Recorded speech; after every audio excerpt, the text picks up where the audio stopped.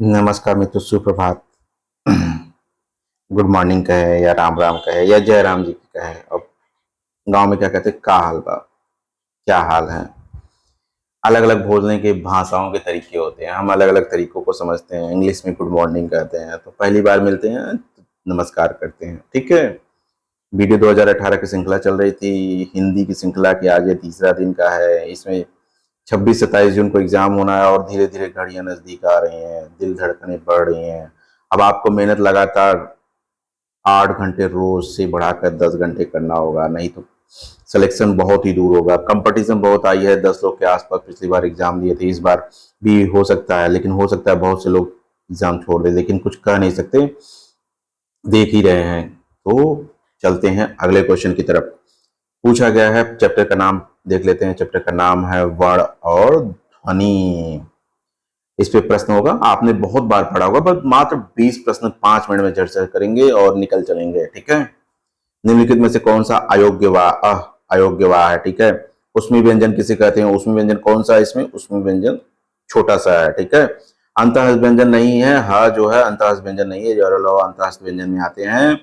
कौन सा संयुक्त व्यंजन नहीं है, त्र, ज्ञ, श्र या मूर्धन्य स। मूर्धन्य स संयुक्त व्यंजन नहीं है, यह उसमें व्यंजन के रूप में जाना जाता है। कौन सा वर्ण नासिक से नास से निकलता है, ञ।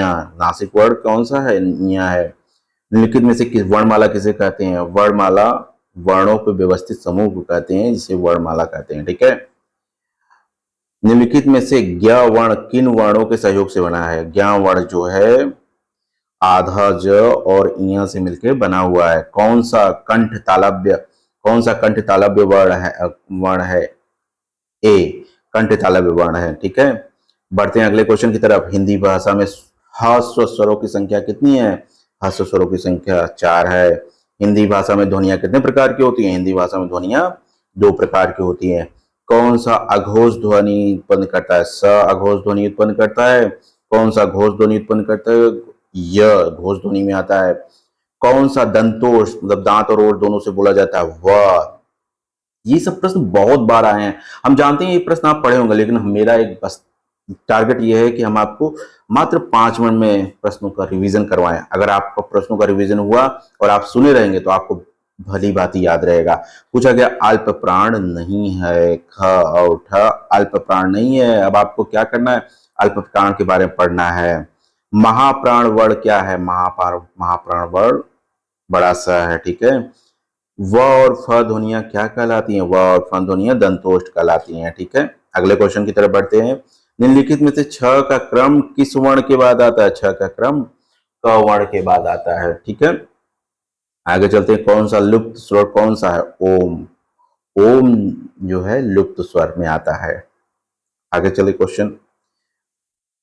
वर्णमाला में स्पर्श व्यंजनों की संख्या कितनी है, वर्णमाला में स्पर्श व्यंजनों की संख्या 25 है। निम्नलिखित में से बिना अवरोध उच्चारित होने का वर्ण क्या कहलाता है, बिना अवरोध उच्चारित होने का वर्ण स्वर कहलाता है। हम जानते हैं ये चैप्टर आपने बहुत भली भांति पढ़ा होगा, लेकिन हमारा बस काम यह है रिवीजन करवाना। आपको अयोग्य वा पढ़ना चाहिए, आपको उसमें व्यंजन के बारे में फिर से जानना चाहिए, आपको अंतःस्थ व्यंजन फिर से देखना चाहिए, आपको संयुक्त व्यंजन के बारे में देखना चाहिए। हमने अलग अलग चीजें यहाँ पे कौन वर्ण नासिक कौन कौन से, वर्णमाला के बारे में एक बार पढ़ लीजिए, कितने प्रकार के होते क्या होता है। हमने ज्ञ पूछा है कि सहयोग क्या होता है, आधा जंगी, ये देखिए रिवीजन का। कंठ तालव्य क्या होते हैं, तालव्य क्या होते हैं, तालब से कौन कौन निकलते हैं, वोट से कौन वोट निकलते हैं, नाक से कौन निकलते हैं, गलत से कौन निकलते हैं, इसको एक बार और फिर पढ़ लीजिए। भाषाओं में स्वर, ह्रस्व स्वर कितने हैं, दीर्घ स्वर कितने हैं, ये देख लीजिए। ध्वनियां कितने प्रकार की होती हैं, अघोष ध्वनि क्या होती है, सघोष ध्वनि। पूरा तात्पर्य ये होता है, पूरा तात्पर्य हमारा ये था कि हमें बस आपको रिवीजन कराना था। मात्र 20 क्वेश्चन रिवाइज करवा रहे हैं, 5 मिनट से ज्यादा समय नहीं ले रहे हैं। हो सकता है यही 5 मिनट आपके लिए रामबाण बन जाए। मैं ये नहीं कहता कि मैं प्रयास कर रहा हूँ उतना, मगर मैं एक छोटा सा प्रयास कर रहा हूँ। 1-2 क्वेश्चन तो यहाँ से मिलना तय ही है। अगर ये प्रयास हुआ तो आप हमें कमेंट में जरूर बताइएगा। तब तक के लिए धन्यवाद।